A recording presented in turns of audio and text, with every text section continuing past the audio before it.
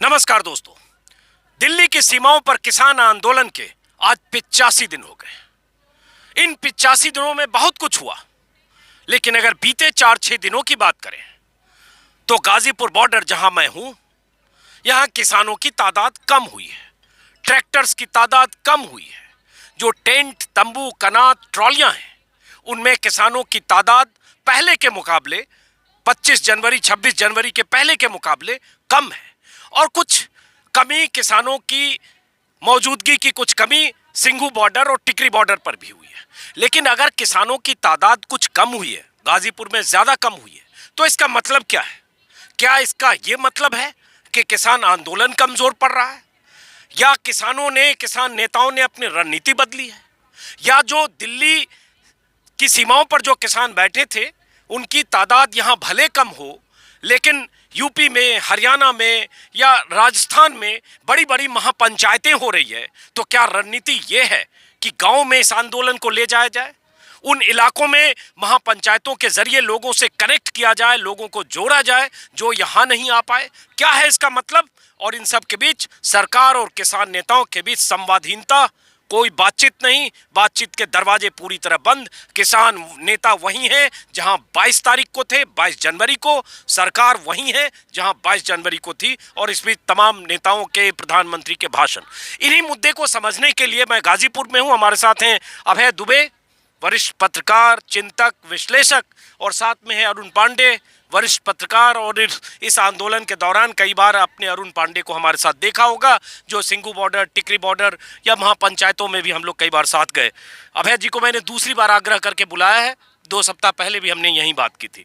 तो अभय जी, पहली बात तो यही कि राष्ट्रीय मीडिया की अगर बात करें तो उनके लिए तो जश्न का मौका है, क्योंकि उन्हें तो इस दिन का इंतजार था कि कब वो दिन आए जब सब खाली हो जाए और कह सकें कि देखो ये तो देशद्रोही, खालिस्तानी, देश के खिलाफ साजिश करने वाले लोगों की जमात थी जिनके पीछे चीन पाकिस्तान था, सब गए और उसके बाद मोदी विजय हो गया। तो आप कैसे देखते हैं अगर ये भीड़ कम है तो? देखिए, मीडिया जो कहना चाहता है उसे कहने दीजिए, उससे हम लोगों के ऊपर कोई असर नहीं पड़ता, ना हमारा विश्लेषण उससे प्रभावित होना चाहिए। क्योंकि मीडिया क्यों ऐसा कह रहा है, हम लोग उसकी वजह जानते हैं, उनमें जाने की ज़रूरत नहीं है। देखिए, ये एक लंबा चलने वाला आंदोलन है। ये ऐसा नहीं है कि ये एक दिन की रैली है या 2 दिन के धरने प्रदर्शन है या 1 हफ्ते की बात है, ऐसा नहीं है। आपने खुद ही कहा ये 85 दिन हो गए हैं इसको। 85 दिन कोई आंदोलन चलता है?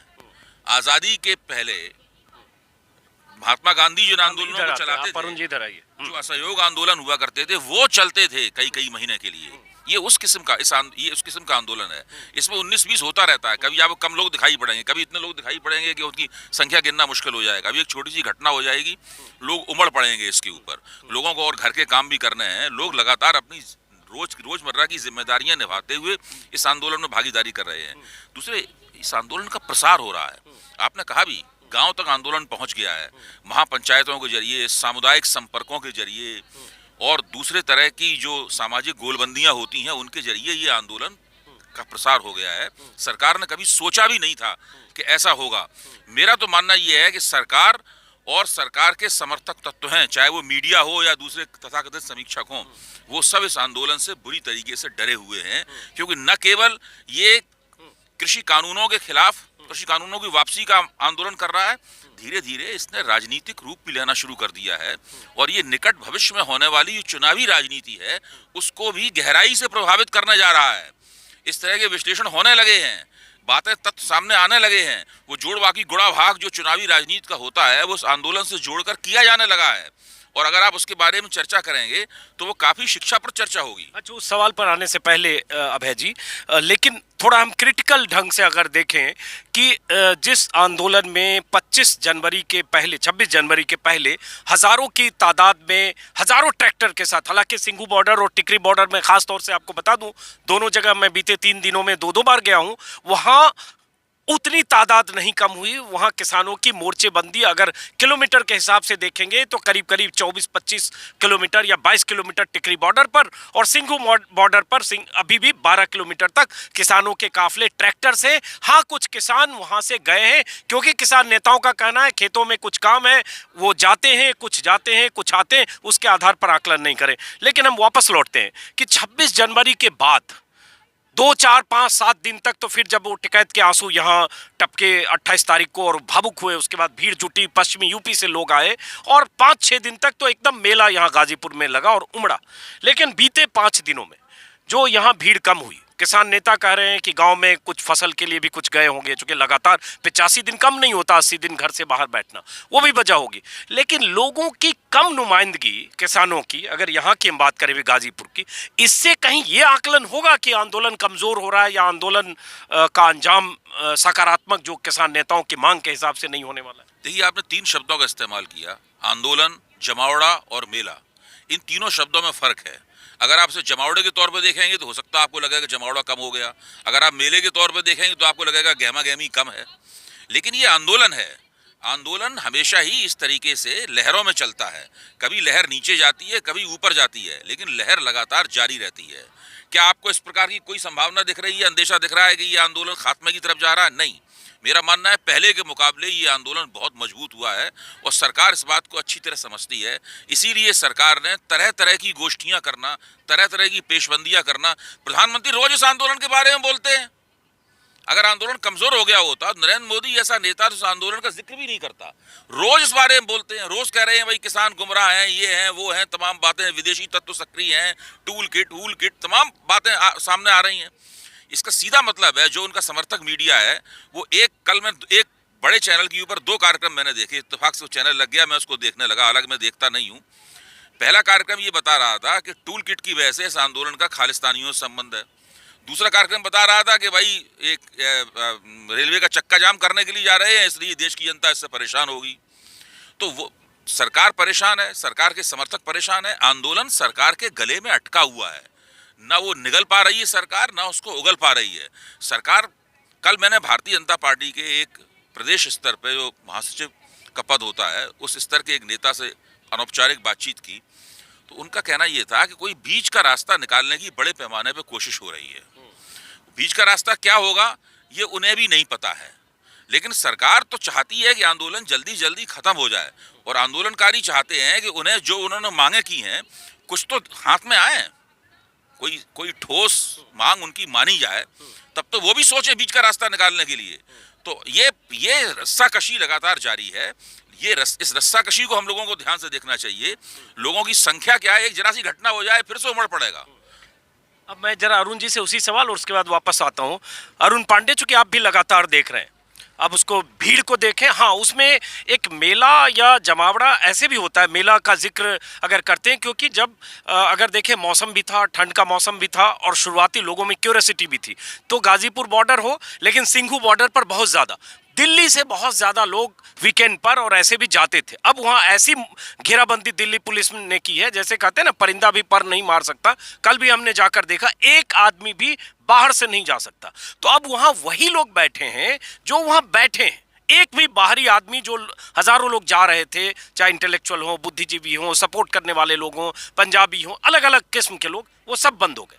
लेकिन हाँ, थोड़ी भीड़ कम हुई है। आप इसको किस ढंग से देखते हैं? उसके बाद वापस दूसरे सवाल। देखिए, 2 वजह है अजीत जी। मैंने जो लोगों से बात किया, समझा, ये बसंत का महीना है। 15 फरवरी से लेके 15 मार्च तक गन्ने की दूसरी जो फसल, गन्ना साल में 2 बार बोया जाता है, तो दूसरी जो बुआई होती है वो इस बसंत काल में होती है। उसका पीरियड है, उस बुआई के पहले तैयारी करनी होती है। पश्चिमी उत्तर प्रदेश के सारे किसान गन्ना मूलतः बोते हैं, तो वो पूरा गन्ना बेल्ट है, तो वो लोग उस काम में लगे हैं। तो उसकी वजह से कुछ माने भारी संख्या घटती, चूँकि यहाँ पे ज़्यादातर लोग छोटे और मध्यम किसान हैं जिनके पास 2 हेक्टेयर से कम ज़मीन है। हम आप सब देखें, बहुत रेयर लोग मिल जाते हैं जिनके पास 5 हेक्टेयर या 2 हेक्टेयर से ज़्यादा ज़मीन वाले हों। तो पश्चिमी उत्तर प्रदेश का तो मुझे ये समझ में आता है। दूसरा जो पंजाब है, पंजाब का एक बड़ा कारण, आज सवेरे अभय जी से भी बात हो रही थी, एक बड़ा कारण है, कई लोग हमसे मिले भी, कई नौजवान मिले, जो वहाँ का पंचायत चुनाव है। पंजाब के किसानों को ये पहला मौका इस आंदोलन के दौरान कोई राजनीतिक एसर्शन का मिला है, जहां वो सबक सिखाने को आतुर हैं। कि पिछली बार आपको याद होगा, अकाली दल और बीजेपी एक तरफा जीत हुई थी पंचायत चुनाव में। तो अभी उसके रिजल्ट आज ही, बल्कि रिजल्ट आ रहे हैं, आज रिजल्ट आ रहे हैं। और उसमें पता चलेगा कि सच्चाई क्या है। लेकिन बहुत लोग उसकी वजह से भी गए प्रचार करने, अपना वोट देने, लोगों को मोबिलाइज करने। और तीसरी एक चीज़ और है कि पश्चिमी उत्तर प्रदेश और हरियाणा में ख़ास तौर पे बहुत किसान महापंचायतें हो रही हैं, तो उनको भी ऑर्गेनाइज करने और देखने समझने कई लोग यहाँ से निकले। तो एक वजह तो ये लगती है। दूसरी वजह जो हम लोगों की किसान नेताओं से बात हुई, आप भी महसूस किए होंगे कि वो लोग आंदोलन की, जो लोग स्ट्रेटजी बनाने वाले लोग हैं, वो इस आंदोलन का फेजेस तय कर रहे हैं। तो उन्होंने स्ट्रेटेजिकली ये तय किया है कि अभी थोड़ा किसानों को प्रेशर न दिया जाए ज़्यादा आने के लिए। तो अभी घटा है और फिर ये मार्च अप्रैल में घटेगा, क्योंकि तब गेहूं और धान की कटाई का सीजन शुरू होगा। तो ये कहना कि ये आंदोलन कमज़ोर हो गया इस बिना पे, ये शायद सच नहीं है। आप कुछ कहना चाह रहे हो? उसके बाद मेरा इनकी बात में जोड़ते हुए कहना चाहता हूँ, लंबे चलने वाले आंदोलन को हमें गोलबंदियों के विभिन्न चरणों, मोबिलाइजेशन के विभिन्न जो तकनीकें होती हैं, उनके हिसाब से, उनके आईने में देखना चाहिए। आप देखिए 5 जून को, जहाँ तक मुझे तारीख याद है, केंद्रीय मंत्रिमंडल में ये तीनों कानून अध्यादेश के तौर पर पेश हुए थे। उस वक्त तक लॉकडाउन के बारे में, लॉकडाउन खोलने के बारे में सरकार ने सोचना भी शुरू नहीं किया था। किसी भी किस्म की जन गोलबंदी पर पाबंदी थी। जैसे ही पैनिक का पीक था। हाँ, जैसे ही वो रखे गए, तीनों अध्यादेश रखे गए, वैसे ही पंजाब के किसानों को पता लग गया और उसके तुरंत बाद किसान अपने घरों की छतों पर चढ़ गए। पूरे दिन छतों पे वो प्ले कार्ड दिखाते थे, तख्तियां दिखाते थे कि इन काले अध्यादेशों को वापस लिया जाए। आपने कभी सुना है कि इस तरह का राजनीतिक प्रदर्शन कभी हुआ हो अपने घरों की छतों पर खड़े होकर? कम से कम 15 दिन तक किसानों ने अपने घरों की छतों पर ये तख्तियां दिखाते हुए गुजारा। कहीं नहीं ये बात छपी है, लेकिन ये पंजाबी के अगर आप अखबार पढ़ेंगे और कुछ ऐसे पत्रकार जो कि जमीन पे वास्तव में निगाह रखते हैं, वो आपको बताएंगे। उसी के हफ्ते 10 दिन के बाद में किसानों के संगठन बैठे और उन्होंने अपना संयुक्त मोर्चा बनाया। देखिए, ये जो आंदोलन है वहां पक रहा था, उस आंदोलन का गर्भ जो है ना वहां पे है, वहां पक रहा था। वहां से चलते चलते ये आंदोलन महापंचायतों के स्तर तक आ गया है। उधर पृष्ठभूमि में महापंचायतें हैं, यहाँ दिल्ली का ऐतिहासिक घेरा पड़ा हुआ है और पूरा का पूरा राष्ट्रीय स्वयंसेवक संघ और भारतीय जनता पार्टी का जो प्रोजेक्ट है, एक आज्ञा पालक समाज बनाने का, कि सरकार जो कहे उसको चुपचाप मान लो, उसके ऊपर आपत्ति मत करो, क्योंकि सरकार सब कुछ जानती है, सरकार सबसे बड़ी एजेंसी है, सरकार चुनी हुई सरकार है, संविधान सम्मत है, कानून सम्मत है। ये वही पार्टी है, इसने राम जन्मभूमि आंदोलन किया था, ना संविधान को माना था, ना कानून को माना था, चुनी हुई सरकारों पर कार सेवक हमला बोल देते थे। ये वही पार्टी है जब लोगों को ये कानून सम्मत तरीके से चलने का उपदेश दे रही है। तो अब स्थिति ये है कि सरकार बहुत ही ज़्यादा परेशान है। आंदोलन गोलबंदियों के विभिन्न चरणों से गुजरता हुआ कहीं ज़्यादा व्यापक, कहीं सामाजिक रूप से कहीं ज़्यादा गहन गोलबंदी के स्तर में पहुंच चुका है। इन महापंचायतों को हम लोगों को ध्यान से देखना चाहिए। इन महापंचायतों में हो क्या रहा है? इन महापंचायतों से हो ये रहा है कि तमाम जो प्रगतिशील किस्म के लोग थे, जो विवाह के सवाल पर या प्रेम के सवाल पर महापंचायतों को जो निर्णय होते थे, उसको इन महापंचायतों को गाली दिया करते थे। आज वो सब इस पूरे सामाजिक संरचना है, इसको सकारात्मक दृष्टि से देख रहे हैं। बहुत सारी चीजें बदल रही हैं। आंदोलन के अंदर एक इलाके के लोग केवल नहीं रह गए हैं, तरह तरह के इलाकों के लोग आ रहे हैं। एक बिरादरी, एक समुदाय के लोग नहीं रह गए हैं, तरह तरह के लोग उसमें जुड़ रहे हैं। दूसरे, आंदोलन बड़े रणनीतिक रूप से अपने दरवाजे राजनीतिक दलों के लिए भी खोल रहा है। राजनीतिक दल आपको यहाँ नहीं मिलेंगे राजनीतिक दल, लेकिन आप महापंचायतों में देखिए, अब लीडर्स आ रहे हैं। बीच में एक ऐड करता हूं, जो आपने कहा कि कैसे गोलबंदियों में नए समीकरण बन रहे हैं। अब जैसे आज मुरादाबाद में महापंचायत है, और जो मुझे पता चला कि उसमें जो बलबीर सिंह राजेवाल हैं, गुरनाम सिंह चढ़ूनी हैं, और पंजाब के 2-3 नेता मुरादाबाद गए हैं। कल जैसे सांपला में पंचायत थी, वहाँ राकेश टिकैत भी थे, पंजाब के नेता भी थे। परसों करनाल में पंचायत थी, राकेश टिकैत भी थे, पंजाब के नेता थे। चरखी दादरी हरियाणा में है, पंजाब के कई नेता थे। तो एक दिलचस्प चीज क्या हो रही है कि जो पंजाब के किसान नेता पंजाब तक सीमित थे, अब वो किसान नेता यूपी और हरियाणा में महापंचायतों में हिस्से ले रहे हैं। वैसे यूपी के नेता पंजाब और हरियाणा, राजस्थान में जा रहे हैं। तो ये विस्तार तो हो रहा है, इसमें कोई शक नहीं है। और समस्या है, भाजपा एक और समस्या का सामना कर रही है। पंजाब में भारतीय जनता पार्टी अकाली दल की जूनियर पार्टनर थी। इस वक्त स्थिति यह है कि पिछले एक महीने के अंदर अंदर 20 से लेकर 25 भाजपा नेता भाजपा छोड़ चुके हैं। भाजपा में केवल एक सिख चेहरा रह गया है, जितने भी सिख थे वो भाजपा छोड़ के निकल गए हैं बाहर।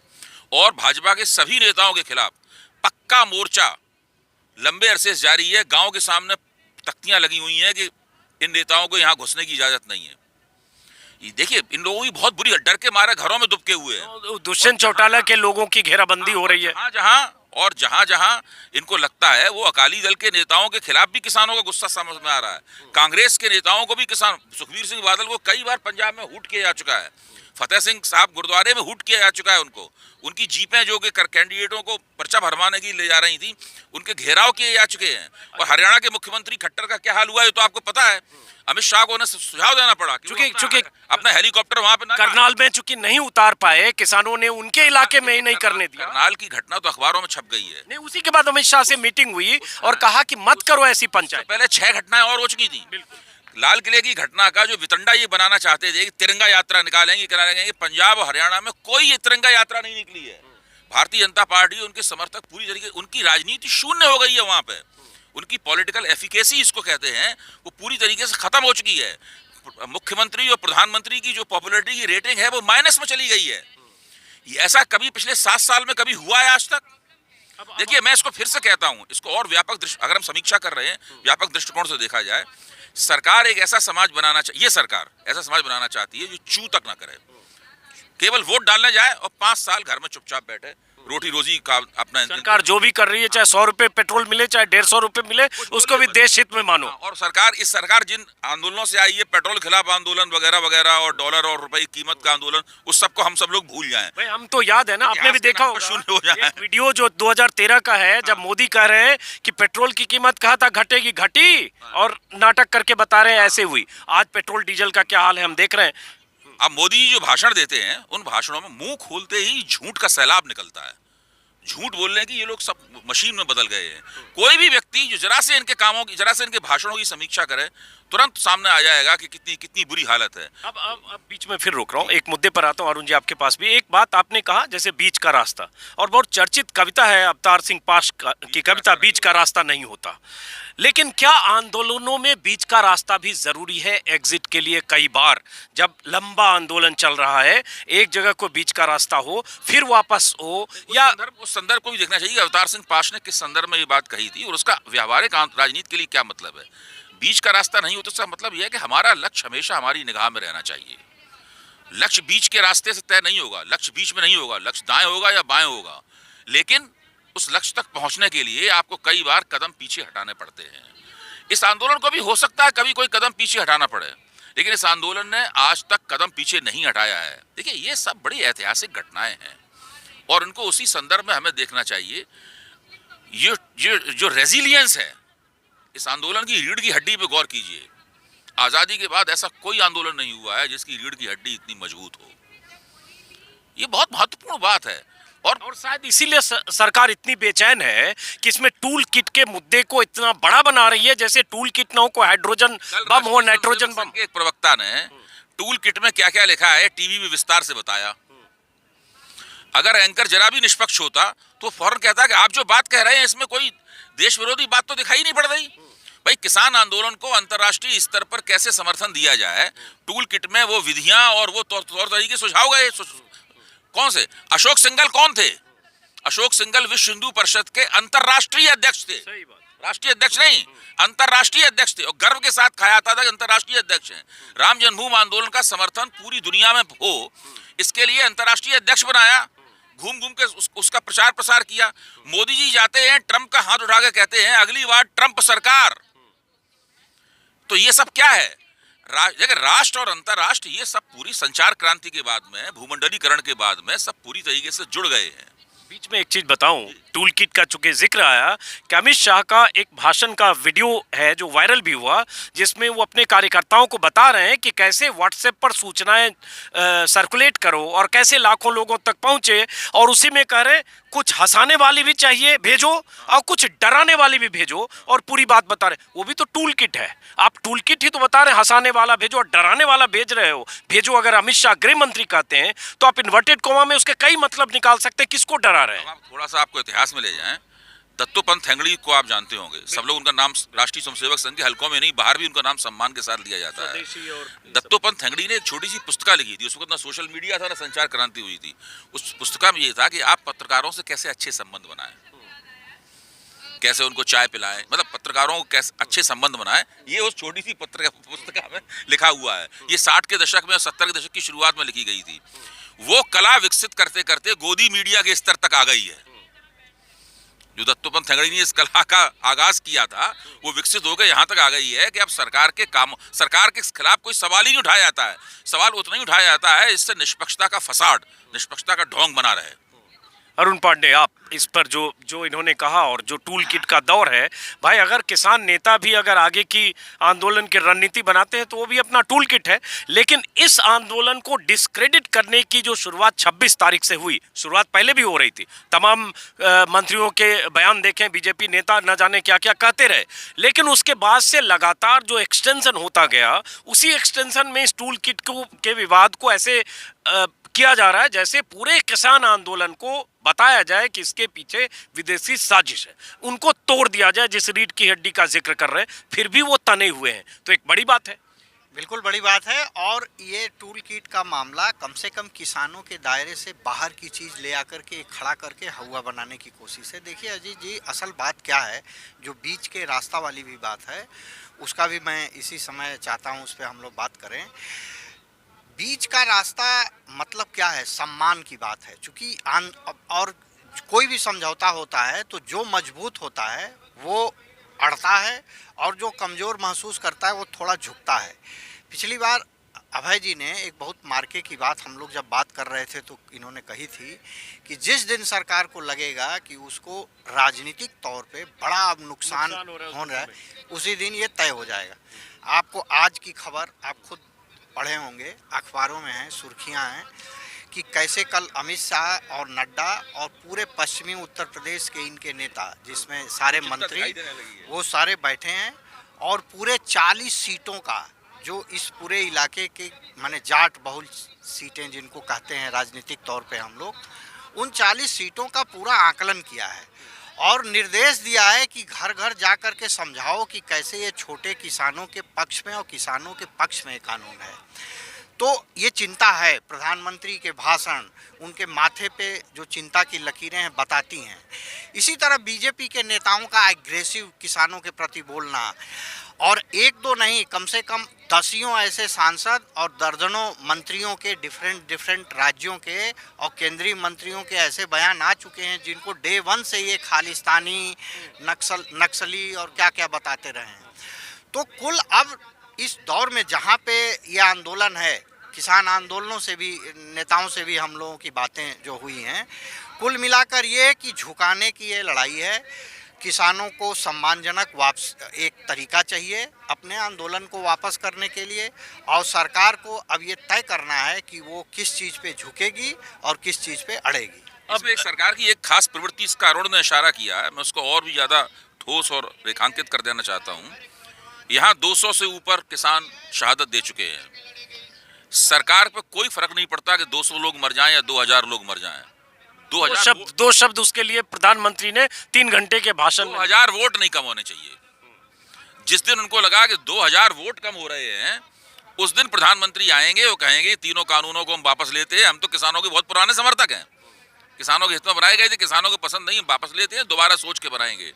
ये अभी भी वो कर दें। तो अब ये जो वोट की बात आपने कर दी, उसी पर आना चाह रहा था कि अब जिस ढंग से वहाँ पंचायतें हो रही, कई पंचायतों का जिक्र मैंने किया, आज भी हो रही है मुरादाबाद में, और ये बीजेपी के बेल्ट में हो रही है जहाँ कामयाबी मिली 2017 में भी, 19 में भी, और अब 1.25 साल बाद, बल्कि 1 ही साल बाद चुनाव है यूपी में। तो आप देखते हैं कि इन गोलबंदियों का, गाँव में महापंचायतों में ज़बरदस्त भीड़ का, और 1 साल बाद होने वाले यूपी के चुनाव तक ये गुस्सा कहीं वहाँ ईवीएम पर भी जाएगा, उस समय तक जाएगा, राजनीतिक दल इसको भुना पाएंगे, या ये लिमिटेड गुस्सा है, जो गुस्सा उनको कृषि कानूनों से है, या गन्ने की जो कीमत मील में तुलने के बाद 14-16 महीने से नहीं मिली, वो लिमिटेड है, वो वोट तक नहीं है। देखिए, इस मामले में अभी हमें बहुत दूर तक देखने की कोशिश नहीं करनी चाहिए, हमें भविष्यवाणियां नहीं करनी चाहिए, और इस परिस्थिति को हमें 1 साल बाद होने वाले चुनाव पर प्रोजेक्ट करने से थोड़ा परहेज करना चाहिए। हमें देखना सिर्फ ये चाहिए कि जो पत्रकार लोग जाते हैं और उनकी जो फील्ड रिपोर्ट्स प्रकाशित होती हैं, हमारे आपके जैसे लोग जाते हैं और फील्ड रिपोर्ट्स प्रकाशित करते हैं, वहां पर जब वो किसानों के साथ बातचीत करते हैं तो किसान कहते हैं कि हमारा माइंड हाईजैक कर लिया गया था, हम हिंदू की तरह सोचने लगे थे और हिंदू की तरह हम वोट देते थे, अब हम किसान की तरह वोट देंगे। जो महापंचायत होती है उसमें मुसलमान किसान नेता भी मंच से बोल रहे हैं। तो पूरे पश्चिमी उत्तर प्रदेश में 2013 का जो सांप्रदायिक दंगा था, जिसकी वजह से जो चौधरी चरण सिंह ने मजगर नाम का एक गठजोड़ बनाया था, वो गठजोड़ टूट गया था। उस गठजोड़ के दोबारा बनने की और उस गठजोड़ की सुगबुगाहट दिखाई देने लगी है, उसके हालात बन रहे हैं। ये देखिए, अभी 1 साल बाकी है। भारतीय जनता पार्टी भी कुशल राजनीतिक दल है, उसके पास भी कुशल रणनीति है, बहुत संसाधन है उनके पास में। वो वापसी की कोशिश करेंगे, वो भरपाई की कोशिश करेंगे। लेकिन जो पुराना हथकंडा था कि हिंदुओं मुसलमानों को लड़ा दो, जाट वर्सेस मुसलमान कर दो और फिर कहो भाषण देगा, अमित शाह का भाषण याद है, बदला लेने का दिन आ गया है, बदला लेने के लिए लोगों से वोट करवाओ। और उस बदले की आहट जो है लगातार 3-3, 4-4 चुनावों तक उसकी प्रतिध्वनि सुनाई देती रहे। ऐसी परिस्थिति नहीं होगी। भाजपा को भी नई रणनीतियां बनानी होंगी अपने आप को कायम रखने के लिए। और बुनियादी अंतर्विरोध ये है कि जो डोमिनेंट कास्ट है, जो प्रभुत्वशाली जातियां हैं, मजबूत जातियां, जैसे कि जाट, पटेल, मराठे, लिंगायत, ये सब लोग, रेड्डी, कामा, ये जो मजबूत जातियां हैं, इन मजबूत जातियों को निचली और कमजोर जातियों के साथ कैसे जोड़कर एक विशाल हिंदू एकता बनाई जाए, भारतीय जनता पार्टी का ये पूरी जो राजनीतिक युक्ति है, ये सांसत में पड़ी हुई है।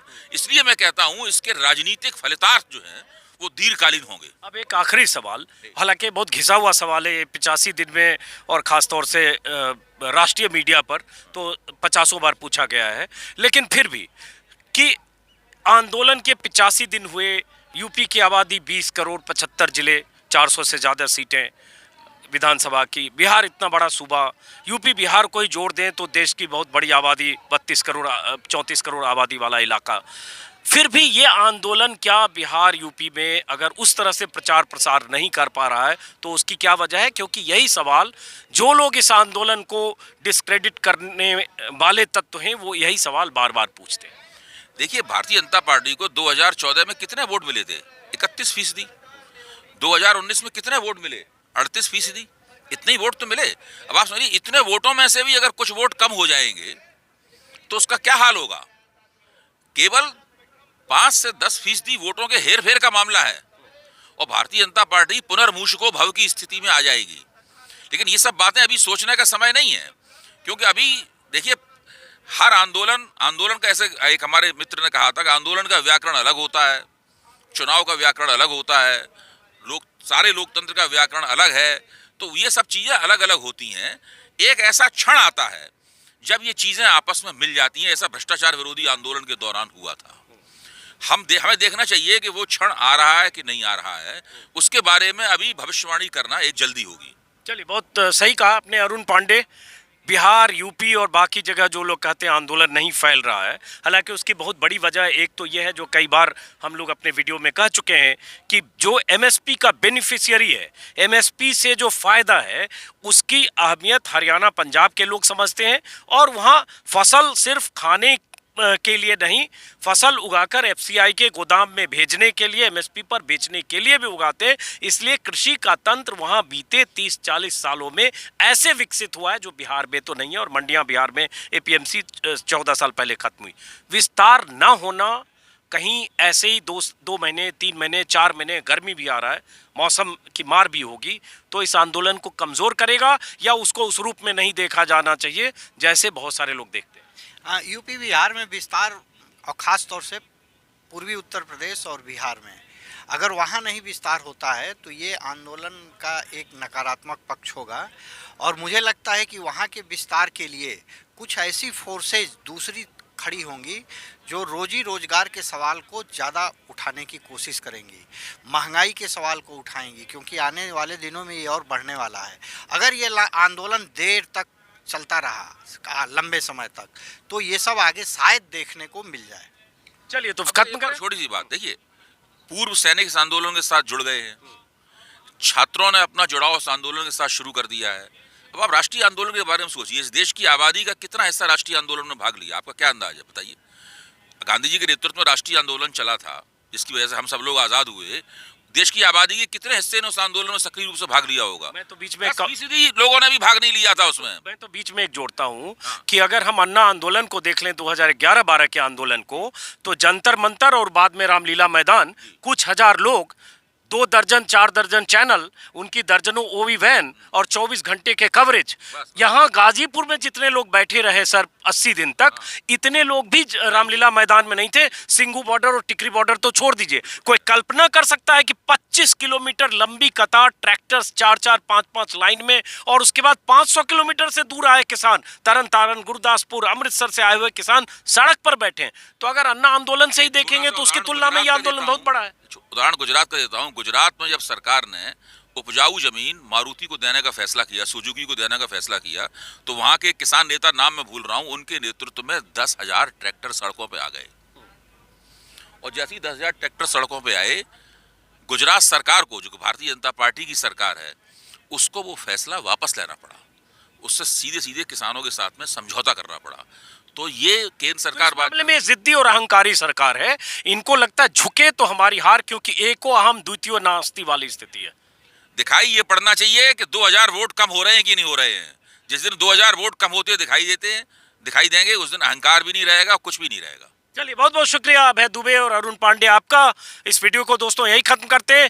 भीड़ को लेकर बहुत सवाल है, लेकिन वो भीड़ अगर यहाँ कम है तो जो महापंचायतों में भीड़ दिख रही है, उस भीड़ की तस्वीर आपको हाँ बिल्कुल, और वही मैं कह रहा हूँ, उस भीड़ की तस्वीर आपको राष्ट्रीय मीडिया में नहीं दिखेगी। अगर उन महापंचायतों की भीड़ को जोड़ना शुरू करेंगे तो लगेगा जितनी भीड़ गाजीपुर में कम हुई है या सिंघू बॉर्डर पर कम हुई है, उससे 10 गुना भीड़ हरियाणा और पश्चिमी यूपी के गाँव में जुट रही है। फिलहाल इस वीडियो को खत्म करते हैं, फिर मुलाकात होगी किसी और वीडियो में। नमस्कार।